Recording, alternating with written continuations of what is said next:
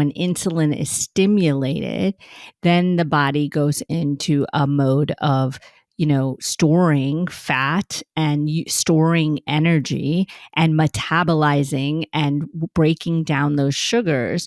And that may be why this might be one of the most common things that I explain to people who have insomnia that they don't understand is that if you're eating within 2 to 3 hours of bedtime, then your body is in a mode of working that insulin pathway and it is unable to deeply rest. Have you ever wondered why some people seem to maintain their energy, vitality, and sharpness into their 60s, 70s, 80s, 90s, and beyond, while others struggle with fatigue, illness, and decline? Is it luck or is it something else? And more importantly, what can we do about it? Today, I'm welcoming back my friend and colleague, Dr. Tanmeet Sethi, to continue our discussion of the 9 mechanisms of aging, to really explain what these mechanisms are, and then share some simple, actionable steps to flip the longevity switches that slow these mechanisms down to help you live better, longer. Dr. Sethi is an integrative and psychedelic medicine physician, TEDx speaker, activist, and author of Joy is My Justice, Reclaim Yours Now. She has nearly 3 decades of clinical experience and is senior faculty at the Center for Mind-Body Medicine, as well as a clinical associate professor at the University of Washington. Her unique ability to blend modern science with ancient healing practices makes her the perfect partner for this conversation. Today, in part 2 of this 3-part series, we're diving into the next 3 mechanisms of aging: protein damage, dysregulated nutrient sensing, and mitochondrial dysfunction. And if you missed part 1 of this series, that episode is linked in the show notes for you.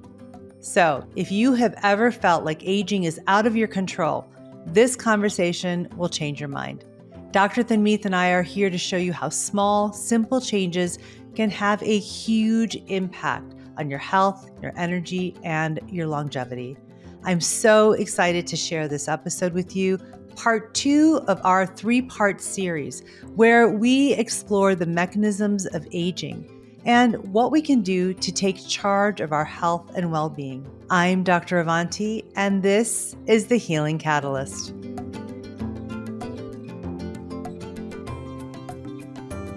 Hi, Tanmeet. I am so glad to be back with you again, my dear. How are you? I'm good. I'm always excited for our talks. I know. So am I. It's so fun. We just get on here and we just jam. It's so much fun. It's like our version of guitar jamming. I always wanted to be a guitar jammer. Now I can just be a health jammer. Well, it's also a way that we connect. I mean, it's a continuation of our private conversations that are not about our personal lives, but about the things we're thinking about in health and wellness. But, today is actually more specific because this is the second in our series about longevity. It's part 2. If the listeners haven't heard part 1, we'll link it in the show notes. And what we're doing is we're going through the 9 mechanisms of aging, doing 3 mechanisms each part of this 3-part series. And so today we're going to be talking about mechanisms 4, 5, and 6. And these are all the mechanisms that I talk about in my new book, The Longevity Formula. And so we're going to jump right in. And the 3 mechanisms we're going to talk about for everyone who's listening are protein damage, nutrient sensing or dysregulated nutrient sensing. And then the next one is mitochondrial dysfunction. And these are 3 of the 9 mechanisms that we are covering in this series. So let's jump in. Let's start with mechanism number 4, which is protein damage. I'll go ahead and start with this one. And sort of the overview of what it is that, in our cells, right, proteins are the building blocks of cells, tissues, organs. And they also make up all of the chemical messengers, such as hormones, neurotransmitters, enzymes. So really, proteins are so, so important for all functions of our bodies. And what happens is that as we age chronologically, protein damage will increase because of a couple of different things. First of all, there's the internal damage from damaged DNA, which was the first actual mechanism of aging that we talked about in part one of this series. But then there's also the external stressors, such as, toxins, oxidative stress. So all of these things can cause protein damage, which then, we have misfolding because proteins fold upon themselves, and that's how they sort of differentiate into their specific actions and what they do. And so if you have that misfolding or you have damaged DNA, so the proteins are not sequenced correctly, then you have all kinds of issues because they're involved in every single thing in the body. So really that's sort of the overview of why protein damage is a mechanism of aging. Because again, as we age chronologically, protein damage becomes more and more of a problem because as we age, there's more chances of the proteins being damaged. And so then it leads to all these downstream effects, sort of things. So that's for the overview. Yeah, I like the way you describe that. You must have written a book about this. I mean, I But wonder. I but it's helpful maybe to remind the listeners that these can sound really fancy and kind of complicated, but I think what I love about the way you describe them is just that they're, if we really look at the bare bones of them, what we're really looking at is that your cellular health is impacted by everything you do. So everything we do on the macro level affects us on the micro level. And so I love that it always links back to that. And that's where Ayurveda comes really beautifully in there. Yeah. And again, like we were talking about before, the reason that we need to be, worried about protein damage is that if we have protein damage, then that means those cells aren't functioning correctly and they're damaged cells. And basically, the accumulation of damaged cells is what causes the problem. If our bodies can't get rid of those damaged cells fast enough, they kind of hang out and cause this low level chronic inflammation, which then again leads to all of these problems, these illnesses that we associate with aging, right? That are not an inevitable part of aging, but are associated with aging because of aging, because of the higher likelihood that we have these damaged proteins sitting around and causing damaged cells. So again, what we want to do is really increase that natural process we have in the body, which is called autophagy, right? We've talked about this before, where this is a natural process we have in our body, which basically cleans up all of that, all that junk that's sitting around, all those damaged proteins, all of the damaged cells. And that's what we want to increase. Because again, as we age chronologically, that process of autophagy starts to slow down. So what can we do on a macro level, like you were saying, to help with this micro level process of autophagy that's going on in our bodies all the time? That's really what it comes down to. Yeah, and there's so many ways we can do that. I know you go into all these practices in your book, but if we want to just talk about a simple, I know it doesn't always sound easy, but a simple practice that could be something like intermittent fasting. And really, I think that's a fancy word even for what really Ayurveda is based on, which is aligning our body to the circadian and natural clock that it was meant to be aligned with, Mm-hmm. And what we're really talking about is giving our body and those cellular mechanisms a chance to rest and a chance to clean out debris. And so maybe that means we don't eat after dinner until breakfast and we get, I would advise everyone to get a sort of general 12-hour period where they're not eating if possible. And there are studies to show that the at higher levels of fasting, more autophagy occurs. I think we can get, really caught in the weeds of that. And what we're really trying to say is breaking the habit of continually, we don't think of it this way, but continually eating is stressing our system, right? Mm-hmm. Mm-hmm. And I think that, what I don't know if you hear this, Avanti, but I hear from my patients a lot, like, I just have to sort of it feels like I'm depriving myself, or it feels like a restriction. And I think that that's a fair feeling. I'm not saying not to feel that, but what I really look at it is, can we look at it as a way to care for ourselves? That if it's 10:30 at night and we're in the middle of that autophagy phase, we don't want to break it. And so if you get a craving for hunger, that is not necessary. So it's just maybe mindless hunger or boredom hunger or comfort hunger. Can you say, no, maybe my body needs that care to rest? I think I should do this to help my body rest and clean out in the way that it needs to. Does that sound fair, or a way to look at it? Yeah, and absolutely. And also from an Ayurvedic standpoint, right? The middle of the day from 10 a.m. to 2 p.m. is a high pitta or high fire time, which means that our digestive fire or Agni is at its peak. Because again, if you think about the path of the sun, right? If we align with the sun is its hottest and brightest in the middle of the day. Same thing for our digestive fire. So that's why we always say, eat your largest and most difficult to digest meal in the middle of the day, according to Ayurveda. Now, the same thing is true at nighttime from 10 p.m. to 2 a.m. Again, these are all approximate times, right? That overnight period. Now, when we get the midnight munchies, like, we used to have in medical school and undergrad, and because we were up late, our brains are saying, "Oh, I'm hungry." But actually what's happening is our digestive fire is increasing. It's actually saying, "No, this is time to turn up the volume on that digestion to clean up, not to eat more."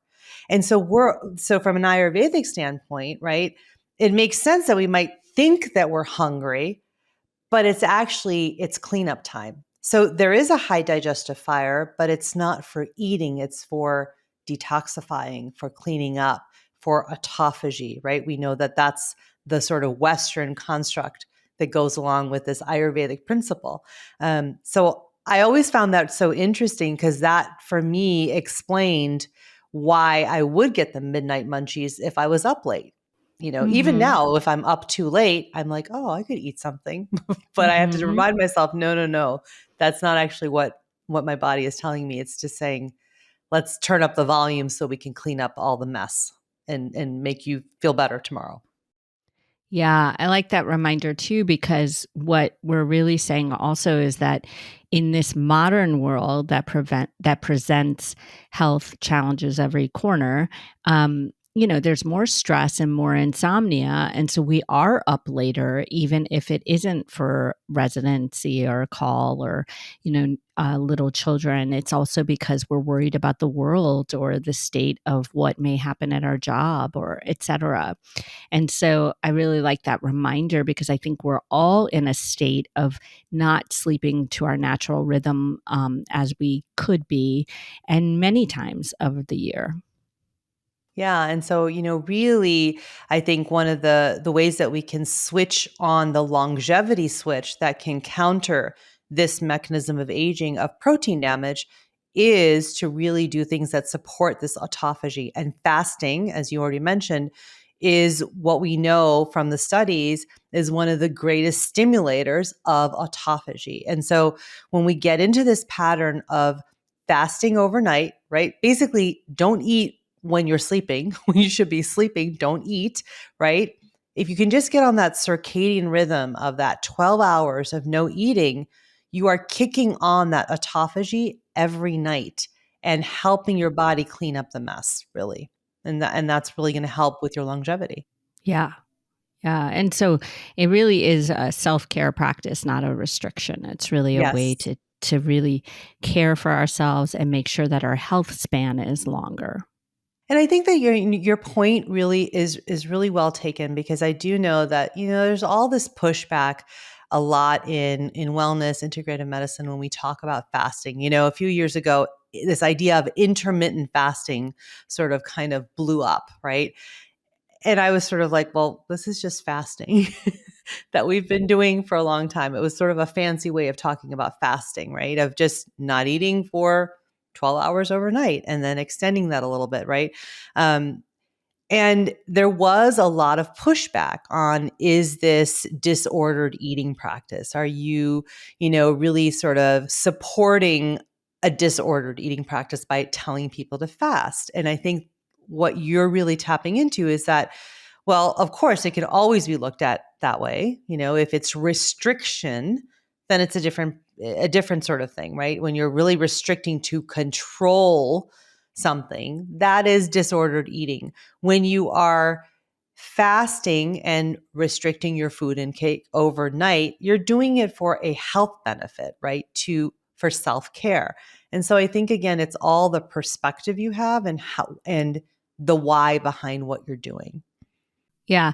And I think if you remind yourself that really what we're saying is to return to ancient and true practices, really. I mean, you could argue, I don't want to muddle the word because disordered eating is very serious and I take it very seriously. But I also think that, in a different way, our modern way of eating is dysfunctional, right? I mean, we have processed foods and food available to us. We have fire anytime we want. We have things in the cabinet anytime we want. And that is not how humans evolved, and so what we're saying is, a longevity practice is to return to ancient wisdom, that this whole idea, I mean, breakfast is break fast. That was the point of that name, is to break the fast. And so, coming back to that helps me to remember that I'm coming back to my center or ancient practice, not really trying to restrict things. But it's all a discussion.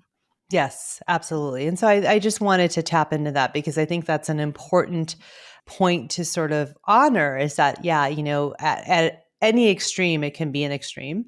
And what we're talking about is this exact thing about going back to ancient practices to support longevity and sort of, and that's really the perspective we're coming at. We're not coming at it from a restrictive sort of practice that is sort of, playing into diet culture, because that's a whole nother discussion that was happening, and sort of a big criticism of the sort of intermittent fasting movement that was going on, and still is going on. Obviously, people are still talking about it because, again, we know from the studies and the data that autophagy, this fasting, really is a huge stimulator of autophagy, which is very good for longevity. So, from that Yeah. perspective.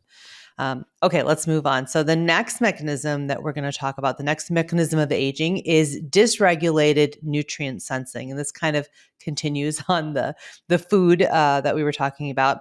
And really, what this one is about, that there are some key nutrient sensing pathways that really help to regulate our metabolism and our energy.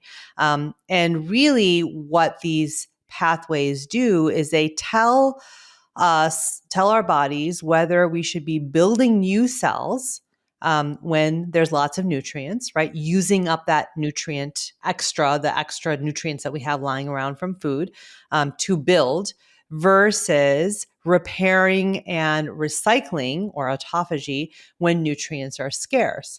And the problem is sort of what you were alluding to before, is that when we have nutrients available all the time, because we are eating all the time and it's always available, our body is always in that building mode. So when does it have any time to clean up? That's the problem. And so we need to have this balance, is the issue. And so we have so much dysregulation of these nutrient pathways that were actually designed to keep that in check, so that we could go between building and breaking, to have that balance, rather than always being in building mode, which is where we are a lot in modern day because of nutrients always being available. And so, do you have any thoughts on that? Yeah, I mean, I don't know how in depth you want to get in this because I know that you go into four of the main pathways in your book, and I think they're really important for people to know about. And also, I think, we could get stuck in the weeds a little bit. So I think the way that you described it is super important. And I think that one of the, just for those, well, none of us have gotten the book yet. It's not out yet, but it will be in December. And once you do, then read about them. One that you will read about is insulin. I think is the easiest one for people Hmm. that people have heard about. The Sure. other three are less understood by, regular non-medical Hmm. listeners. But I think insulin's a really good one because what we're really saying is that when insulin is stimulated, then the body goes into a mode of, storing fat and storing energy and metabolizing and breaking down those sugars. And that may be why this might be one of the most common things that I explain to people who have insomnia that they don't understand is that if you're eating within 2 to 3 hours of bedtime, then your body is in a mode of working that insulin pathway and it is unable to deeply rest. You're telling the body to work instead of to rest. And so we need insulin. We need it to break down what it breaks down. But when it's constantly stimulated and stimulated at the wrong times, then it's a real problem.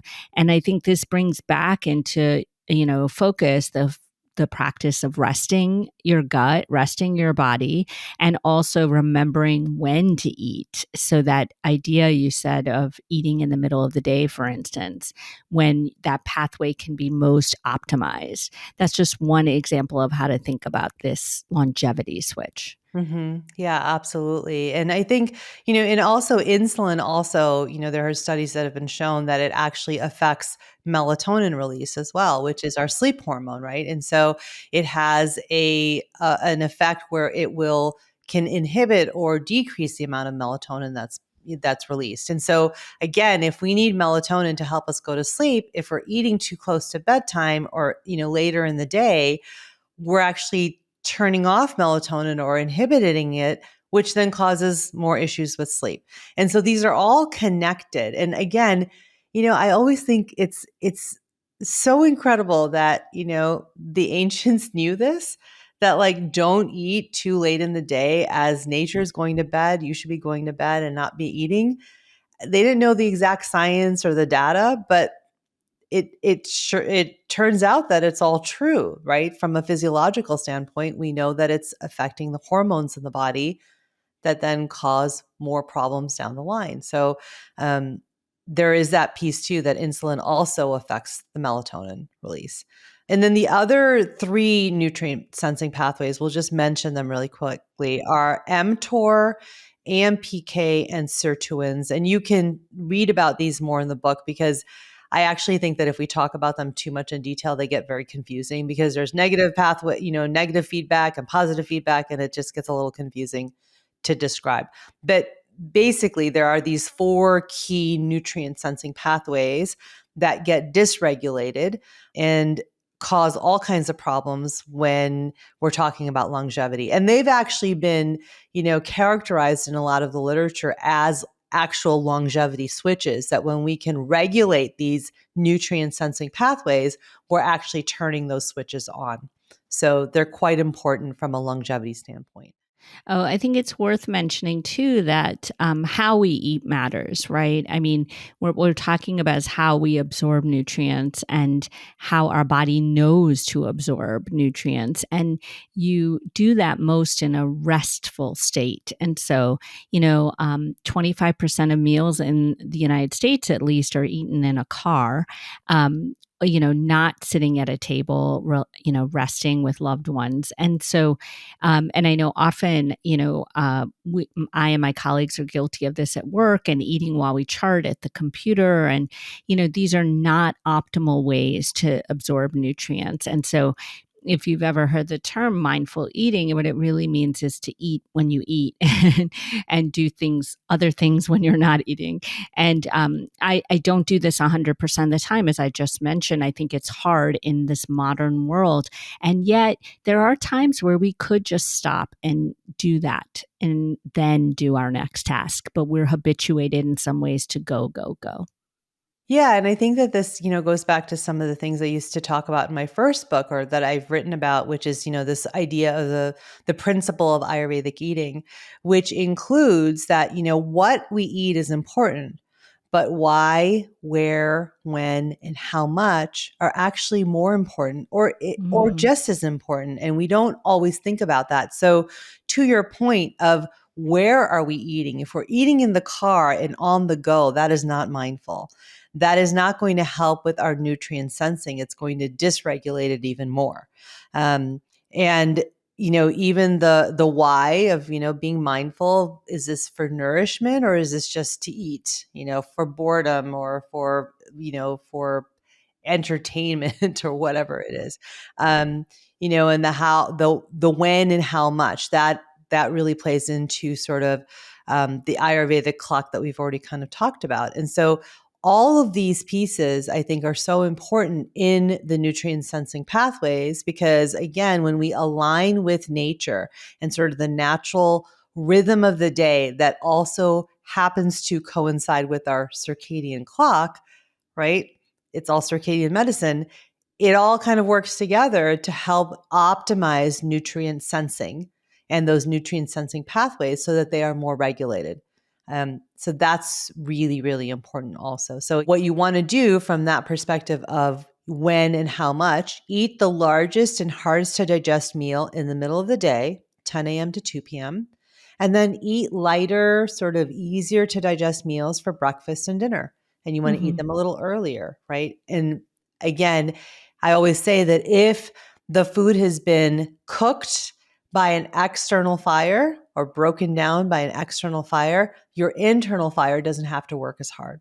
And so that's what you want to do, is you want to aid your body in the morning and in the evening when sort of the digestive fire is starting to go down or is starting to heat up in the morning, right? Again, the path of the sun through the sky, you want to help your body out to be able to digest better. And, an external fire, so cooked foods that maybe are broken down a little bit more, less raw foods, those are things that are going to be harder to digest the food. So cooked, warm foods, easier for the body to digest. So just some thoughts on that.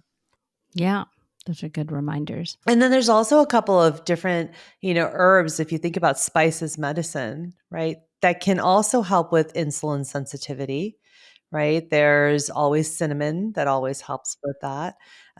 Turmeric, ginger, these are all spices that you can add that can help with that nutrient sensing pathway of insulin. And so just even adding that into your food, whether it's adding it into your breakfast porridge or oatmeal, or adding turmeric and ginger into a soup or a stew, that can really help with that insulin sensing as well. And are there any foods that you suggest to your patients as far as? I mean, there are, cinnamon for sure. And I love cinnamon because it offers a sweetness that maybe can replace some sugar. So we get some good insulin sensing in replacement for sugar. And then, I mean, there are different foods like bitter gourd and so forth that are really good for insulin. But I try to just focus on produce and protein. I try to focus on peas for insulin sensing, mostly because those allow the body's natural pathways of allow insulin to not function in the way that we don't want it to, which is overstimulated and causing inflammation. Yeah, the protein in the produce really does help with that. Yeah. Yeah. Okay. Let's move on to mechanism 6, which is Yeah. the next mechanism of aging that we wanted to talk about, which is mitochondrial dysfunction. Do you want to describe this one? Yeah, sure. I mean, mitochondria are really the powerhouses of every cell in the body, and they're exactly how we promote and activate and make cellular energy. And so they're how a cell functions, but on the micro level. And on the macro level, that translates into energy as well. So we feel that when our mitochondria are depleted, we feel less energy. When our mitochondria are dysfunctional or not working due to many practices, from the environment, toxins, different kinds of inflammatory foods, but also aging. And just at the heart of aging, we have trouble keeping our mitochondrial functional. And so this idea of supporting our mitochondria as we age is a really, really important one. And I think one that is more and more talked about, don't you think, in mainstream wellness culture? I feel like I hear about mitochondria way more than I did when I was in medical school, from different supplements to different ways that wellness people are talking about it. So it's important to understand that mitochondria, when they're affected by things like aging or toxins or pesticides, that then it can lead to inflammatory disorders, cardiovascular disease, different kinds of autoimmune disorders. It runs the gamut because mitochondria are the powerhouses of every single cell. So we could talk about mitochondria for an entire podcast, but I think what might be most helpful is to talk about how to breathe in new energy into the body for the mitochondria to heal and function. Does that sound like a good idea? Yeah, absolutely. The other thing that I do want to mention is also that, mitochondria, because of the powerhouses of the cells, we have higher numbers of mitochondria in our muscles. And Yes. here's the issue. The other piece of this is that not only as we age do the mitochondria start to function poorly, and we have problems with mitochondria. The other issue is that we have muscle loss as we age. And so Yes. therefore, right there, because muscles have the most mitochondria on them, we are then losing the number of mitochondria that we have.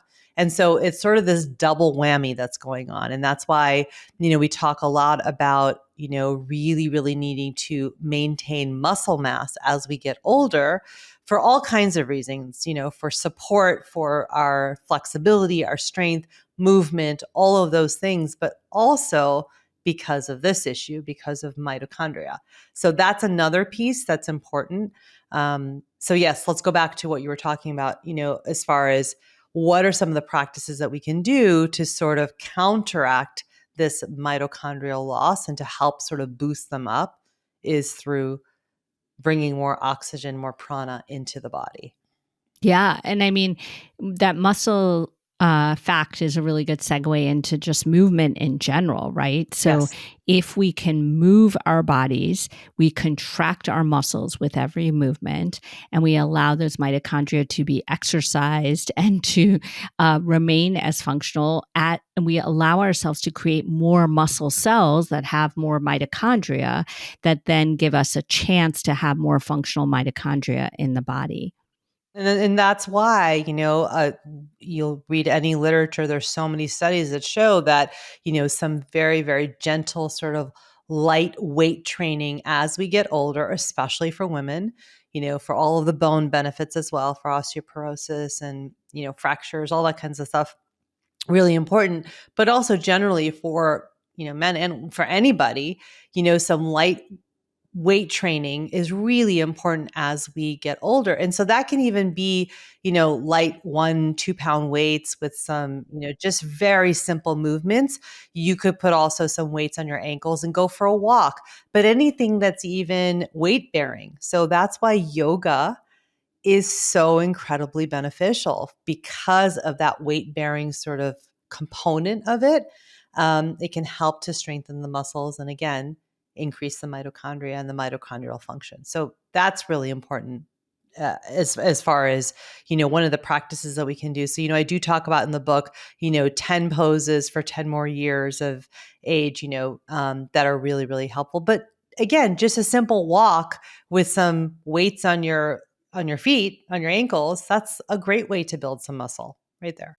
Yeah, and I'm really loving lately using weighted vests with my patients. You can get really they're they're light ones. This is not like I'm not asking people to become a military workout person, but they have 5 pound. They're usually about 5 pounds. These weighted vests, and they just allow a little more resistance and working against your body weight a little more, so that that walk becomes a little more supportive of your mitochondria. And I really like that too. So, however, you can get I love combining walking with a little weight. It's just perfect. Yeah, I feel like for so many reasons, because it's, again, you're doing that muscle built, that sort of weight training without even knowing that you're doing it. So you're doing that weight bearing, increasing the weight bearing, but then you're also getting the natural sunlight, you're getting prana moving through you, right?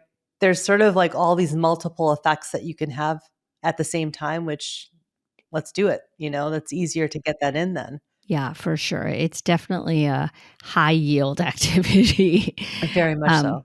and if you're, really conscious of your breath while you're walking, especially if you're taking nice deep inhalations and exhalations, if ideally nasally breathing, but that's a whole nother topic. But even just focusing on deep breathing. So you're really trying to get the most prana or oxygen into your lungs and your body. That's really helpful. So walking with weight or without weight just allows a lot of different ways to become more mindful of your body and giving it what it needs.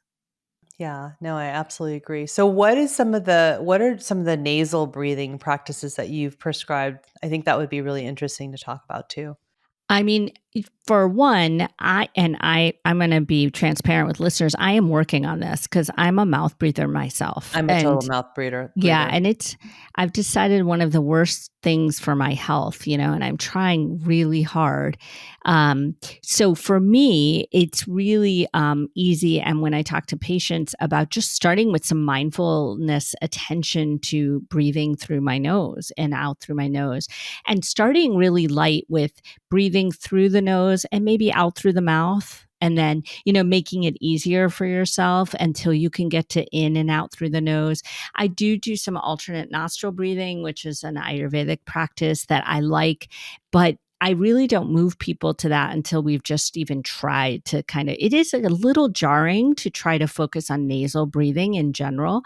But I don't know if people out there have tried it, but I even have noticed that if I'm nasally breathing at night during sleep, my sleep scores on my trackers are way better, that I'm getting more oxygen in and out. And so it's really just for me starting with people bringing attention. How about you? Yeah, I think that it's the attention. Awareness is always the first step, right? I know people are probably have heard me say that ad nauseum on this podcast, but awareness is always the first step. And I do think that the idea of doing, inhales through the nose and exhales through the mouth first is probably easier to do than the other way around. I find that that's just sort of a natural inclination to breathe in through your nose and out through your mouth. I Because I do think that if you just try to keep your mouth closed the whole time and breathe in and out through your nose, inhale and exhale, it can become very anxiety provoking. I know it is for me. I get Yes. really anxious, especially if I'm working a little harder, if I'm walking up a hill or, having going at a faster pace. It can really, really start to stress me out, and that's not what we wanna do. So I do think the idea of breathing in through the nose and out through the mouth is a really good place to start. I'm really curious, you just mentioned that when you sleep, and you're doing nasal breathing, you have better sleep scores on your wearable, your trackable stuff. How are you doing that? Are you taping your mouth at night? Yes. Yes. Okay. Yeah. Are we This are we going to this get into this? Yeah. Let's talk about it, because it's something that a lot of people have been talking about is, Yeah. this idea of mouth taping at night. Yeah, I am. I am really moving into that as a nightly practice, and for me too. Personally, moving into menopause also changes your tissues and has really made me even more of a mouth breather and caused me to snore more. I mean, all kinds of changes in my body, and so I have been really consistently doing taping at night and finding it to be really useful for me. I feel like I wake up rested, more rested. And I'm a good sleeper, but I notice a difference with mouth taping. And so, for anyone wondering about it, there are numerous mouth, because I know now somebody's listening and thinking, like, which mouth tape should I try? Exactly. And the answer is I don't know because it's so different for each person. So there are numerous mouth tapes on the market now. This is kind of a big thing. I think much bigger since James Nestor's book came out a few years ago. But there are many on the market, and some adhesives are somewhat irritating to some people and less to others. There are ways that people's mouth shapes, whether they have facial hair or not. I mean, there's all kinds of factors. I like just sort of regular medical tape, micropore tape, but there are many kinds. And even I often, when I'm out of that tape, I often just use regular Scotch tape. Really? Yeah, Wow. a Okay. little little postage stamp size. It works just fine. So you don't even have to get fancy on this. And people often, the next question somebody might be thinking, because I'm just anticipating because this is what patients ask me. First, they say, "What kind of tape?" And secondly, they ask, like, "That sounds scary. What if I can't breathe?" Or I know it sounds scary. I too thought it was a little jarring at first, but honestly, I mean, I can even talk with the tape on. You are not closed shut. You are not, you are not going to stop breathing at night. And there's room between the tape, between your lips to open. You can take it off anytime. You could push it through with your tongue and take it off. I mean, or take it off with your hand. But often, sometimes I wake up and it's pushed off by me. I don't know how. But it is not dangerous or scary, but just start easy. Don't do it very lightly. Find a tape that feels good to you. Do very small pieces if you like. Whatever it works for you, but I would encourage people to try it. It's been quite effective for me and many patients that I've tried it with. Yeah, and so let me ask you the mechanics of it. So you're taking a little piece of tape and putting it across both lips, like from sort of your, what is this called? What's Cupid's bow? Is The that what it's called? frenulum. Yeah, right. No, no, no, no, that's not the frenulum. Anyway, that cleft in the middle Right, of the your lip. cleft, right? From that cleft, and then you're taping all the way down to like below your Yes. lower lip. Just Yes, one piece in exactly. the middle. Just one piece in the middle. Okay. And like I said, I mean, I've done it with Scotch tape too, many times, especially when I'm traveling and I forget to bring anything. Um, yeah, and so there's lots of, if you Google mouth tape, there's kinds. I know James Nestor talks about specific brands in his book. I can't remember which ones, but there are many, and so you just kind of have to try out which adhesive works for you and which one feels best on your skin. Okay, amazing. I think I'm going to try it. I've been sort of avoiding it. I know that I should be doing it, and I have a couple of friends who are dentists who are like, "You got to do this. You have to do this." And I haven't done it, but I feel like maybe I need to. Yeah, my husband and I sort of laugh about it because it's. Let me tell you, it's not the sexiest way to go to sleep, but Um,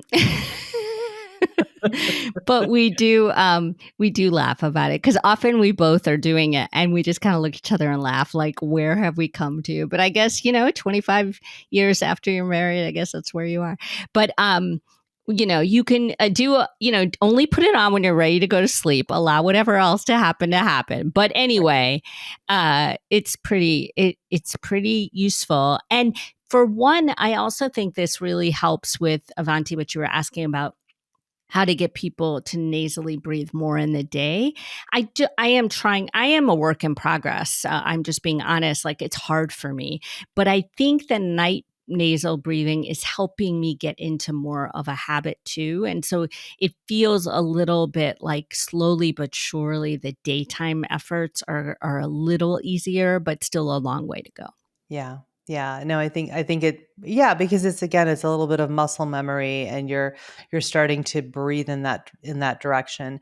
I also think that, even using sort of the mindful pauses throughout the day, if this is something that you're really serious about doing and you're thinking this could really help you, put that alarm on that silly phone that we carry everywhere, make it beneficial to your health, and, to take a minute and maybe just practice some nasal breathing, right? And to breathe in through your nose, out through your mouth. And then as you get better, do an inhale and an exhale through your nose. And then you could maybe graduate to doing it when you're walking or, exercising, right? Do it so that it's a good win, like a quick win for you, right? You don't want to sort of say, okay, when I'm doing my like really, really intense workout, I'm going to be nasal breathing. Yeah. Yeah. I'm not there yet. Not And necessarily the best place to start. yeah, and I like that you're reminding people of that, because I also will often myself and advise people to, just try for 30 seconds or a minute of your walk to be really mindful of that nasal breath, and don't make it that it has to be a perfect thing where you're doing it the whole time, and make it so that it's more and more of an effort that becomes more and more natural. Yeah, exactly. Really interesting. I'm going to have to try this practice. I didn't actually All write right, about, your report back to us. I will, because, I didn't actually write about mouth taping as a practice in the book. I mean, because it's not something that we did in Ayurveda. But it's an interesting practice to add, if this is something that you're interested in and are really feeling like your mitochondria could use a boost and you're feeling like that's one of the mechanisms of aging that's causing problems for you. I think it's a great thing to try. So, Yeah, I agree. all right. Well, we've just talked about 3 different mechanisms. So, numbers 4 through 6, which again, for everyone review, is protein damage is the first mechanism of aging. The next one is dysregulated nutrient sensing. And then the last mechanism that we just talked about is mitochondrial dysfunction. And for everyone who's listening, if you didn't hear about the first 3 mechanisms of aging, we talked about that in part 1 of this series. It's linked below. And we will be doing the last 3 mechanisms of aging in part 3 of the series, which will be coming out in a couple of weeks. Yeah. And Yes. your book is available for pre-order. So I'm going to remind everyone that it's coming out December 17th, and that you can pre-order it now anywhere books are sold. And it's a good way to understand, these 3 episodes are a good way to understand a small snippet of what you can learn about longevity in the book. So I appreciate that. Yeah, and if you pre-order, there's all kinds of pre-order bonuses. oh, right. You'll get a sneak peek of the book, you'll get entered into all kinds of giveaways, and then you also get access to my longevity course that will be starting in February. It's an Instagram longevity course that will be 5 weeks long, and you will be personally guided by me, and you'll get Q&A sessions with me, group coaching once a week for 5 weeks. So please sign up and make sure that you go to the website page. It's linked in the show notes, and you can sign up there to get all your bonuses as well. So thank you for talking about the book. Appreciate it. Yeah, I'm excited about it. Yes. Tanmeet, thank you so much for doing this with me. I always love talking to you, and we'll be back again next time. Can't wait. Thank you.